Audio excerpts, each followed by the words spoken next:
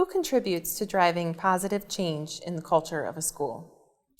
Yeah, I think everybody plays a role in that, right? One of the things we talk about is the importance that everybody needs to understand that everyone is responsible for the culture and climate of our organizations. I think sometimes we tend to put that on building leaders or campus leaders, but that then reminds us that we have to do a better job of building our capacity where everybody in the organization sees themselves as a leader and contributes to that healthy culture and that healthy climate, because to ask one person to do that, it's probably going to be pretty challenging to sustain over time. So everyone contributes to that. It is the building leader's responsibility, though, in my opinion, to make sure that they're always modeling it, and more importantly, hopefully they're inspiring other people that want to be a part of that, and hopefully are contributing to that healthy culture and that healthy climate. Jimmy, in your book, Culturize, you outline 4 core principles for promoting positive school culture. Can you provide an overview of each principle along with how you've seen these implemented? Yeah, sure. So it's based on 4 core principles. So the first one is to be a champion for all kids. And really what I do is I try to break that down to help people understand a couple things. Number one is that it really still is based on the foundation of relationships. But there are actually 3 tiers to that, and often we only kind of focus on the first tier, which is getting to know the kids. But we have to make sure that we create an avenue for kids to get to know us as people, as adults, as parents, as educators, who we are and who our core is. And then more importantly, I think we have to create an environment where kids get to know one another. So there's those 3 tiers of relationships that are really critical. And it also comes down to how much time are we willing to invest to make that happen. So I kind of look at it as a formula of R cubed, which is the relationships to relationships to relationships, plus TI, which is the time invested, is going to equal your healthy culture. So that's what the first core principle is based on. Core principle number 2 is to expect excellence, which means we will always model the way. We'll model those behaviors that we want to see repeated. We know that what we model is what we get. And yet we are often asking people to do what we ourselves are not doing. So it's always a good reminder for teachers, if you're going to ask students to do something, you've got to make sure you're doing that as well. If you're a building or campus leader, you're going to ask your staff to do something, you're going to make sure you're doing it yourself. So always make sure that we're modeling the behaviors that we want to see repeated, because I think we come across disingenuous when we expect others to do something and yet we ourselves are not modeling that or doing it ourselves. Core principle number 3 is to carry the banner. It means obviously to be a positive voice, not just for our students and our families, but it also means to be a positive voice for our colleagues, for our supervisors, for those in the community. But more importantly, it isn't just about being a positive voice, but it's actually creating an experience and an environment that when people are a part of that experience or a part of the environment, that they walk away. So they leave your classroom or they leave the campus and they're carrying your banner. So that means you've done something to contribute to provide an experience that they've never had before. And I believe that's what people want. They want to feel valued and appreciated. They want to feel connected, and they want to believe that when they're in that environment, it's almost like they feel like, I feel important, right? I feel like people are listening to me and paying attention to me and value what I have to say. And then last but not least is to be a merchant of hope, or to be in an organization where everybody truly believes they can be a part of something great.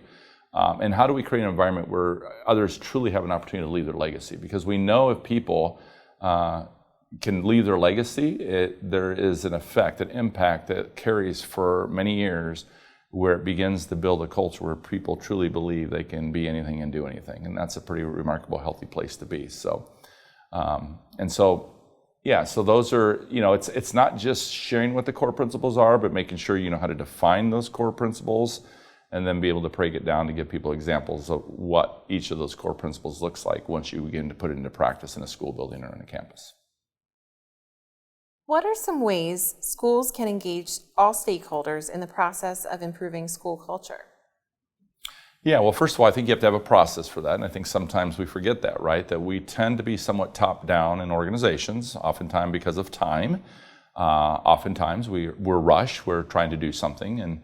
But what we're not doing is we're not seeing the culture through their eyes or trying to get a better understanding. So the most critical component of that is the investment of time. So that's what I love about the core values, is that you actually have to then live those core values. So if your core value is relationships and investing time, but look how disingenuous we are when we go to do an initiative or we do something in our community, and yet we didn't take the time to ask anybody what their thoughts or opinions or what that could look like for them. And so that's really the premise of Culturize, is how do we bring a group of people together, and how do we share a vision? That's okay to share that vision. That's part of leadership, right? Whether it's in the classroom or the building or in a district. But how do we then not only share that vision, but how do we ask for help, right? And I think that's the key. is to be able to be vulnerable enough to admit that you don't have all the answers. I don't think anyone expects us to, but I think sometimes we almost feel like we have to have all those answers. We feel completely responsible for that, and I think it's kind of a setup for ourselves.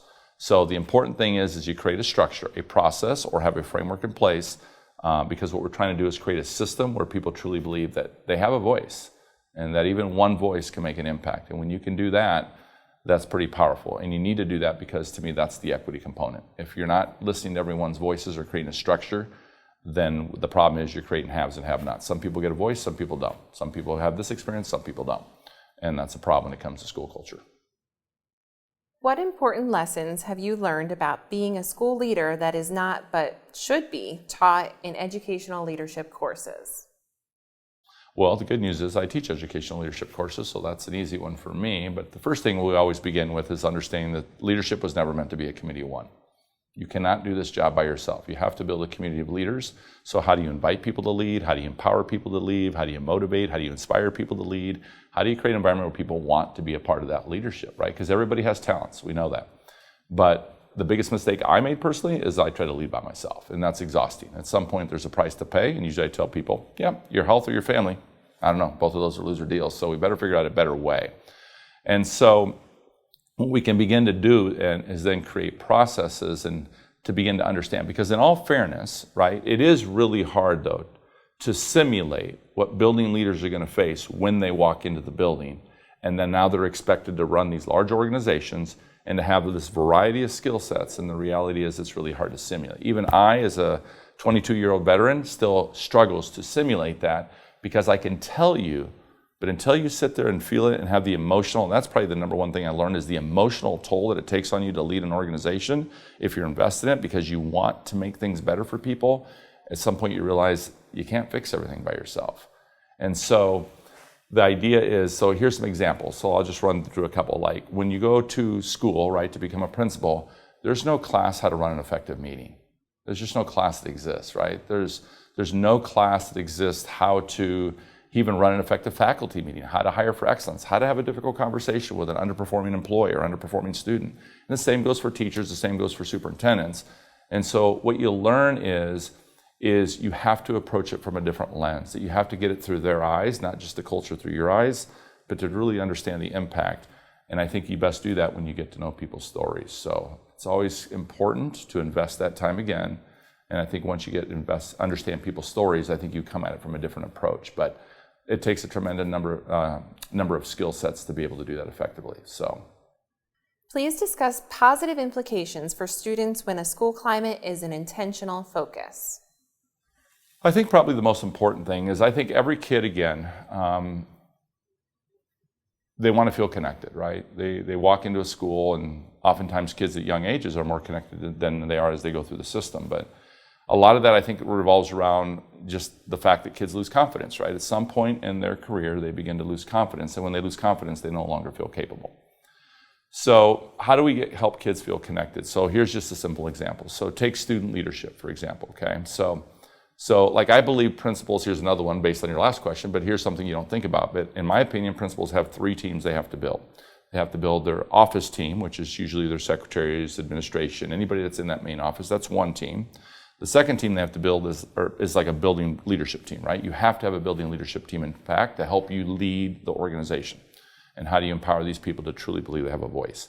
But often the voice we forget is the student team, the student leadership team. And that's honestly probably the most important voice. I mean, it is their school. I mean, I tell people all the time, without them, we have no job.